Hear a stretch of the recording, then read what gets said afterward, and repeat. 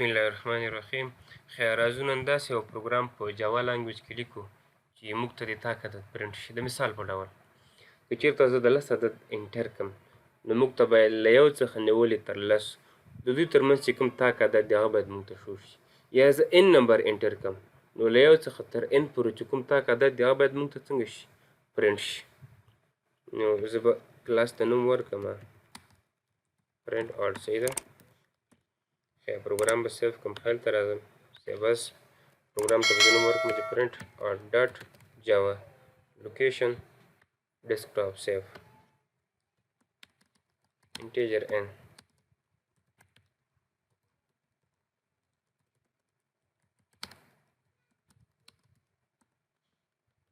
یو میسج موږ شو چې انټر نمبر اف رینج. کله چې موږ وغواړو چې په رن ټایم کې د ویلیو انپوټ کو د کوم کلاس څخه استفاده کوو؟ د سکینر د کلاس څخه.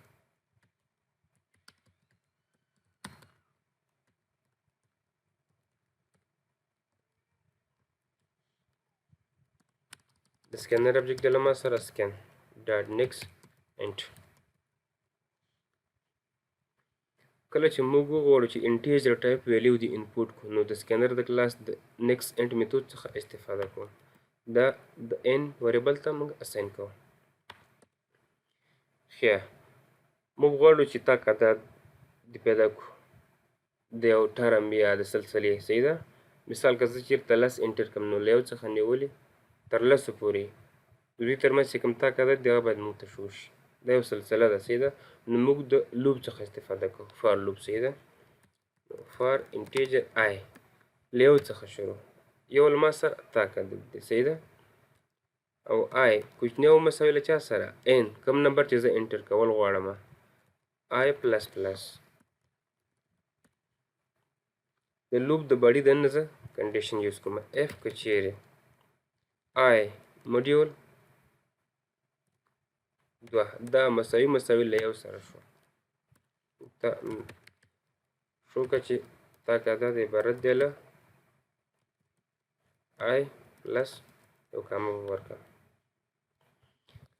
که چېرته موږ یو عدد په دوو باندې تقسیم کړو د دوو په عدد باندې او د دوی باقي باندې مساوي له صفر سره شو دې ته څه شوی A1 یا جفت نمبر. او که چېرته موږ یو عدد په دوو تقسیم کړو او باقي باندې مساوي له یو سره شو دا کوم عدد دی؟ دا تاک. نو موږ مساوي له یو سره زموږ کوم عدد پکار دی؟ تاک. نو راځو موږ د سکینر کلاس په پروګرام کې یوز کړی نو دلته زه امپورټ کوم د امپورټ جاوا ډاټ یوټیل پیکیج.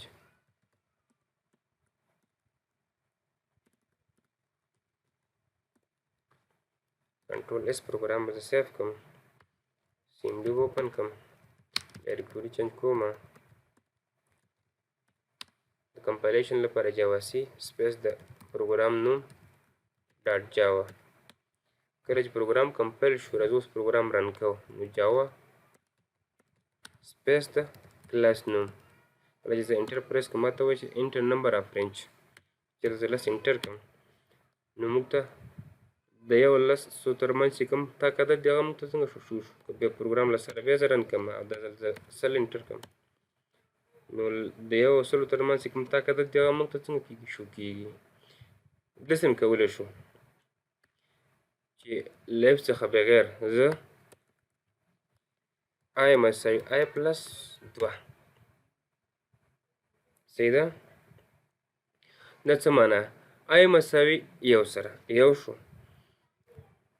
موږ ته به یو پرنټ شي.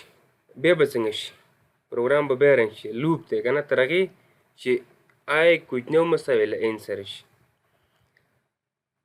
بیا به آی څو شي آی پلس 2 آی له ما سره یو دی نو یو سره چې 2 جمع شي 3 موږ ته به 3 پرنټ شي. صحیح ده. که نه بعد بیا لوپ وچلېږي. صحیح ده. پروګرام به بیا رن شي دوباره به اکزیکیوټ شي آی پلس 2 نو آی څو شوی 3 پلس 2 5 تر هغې به دا پروګرام موږ ته څنګه کېږي رن کېږي چې آی کوچنی او مساوي له n سره وي.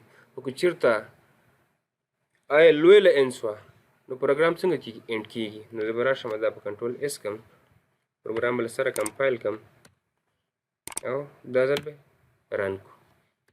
زه 10 انټر کړم پریس کړم نو ماته څه وایي چې چې د 10 او 1 ترمنځ چې کوم تاک عدد دی عبارت دی له 1 3 5 اووه نهو سره.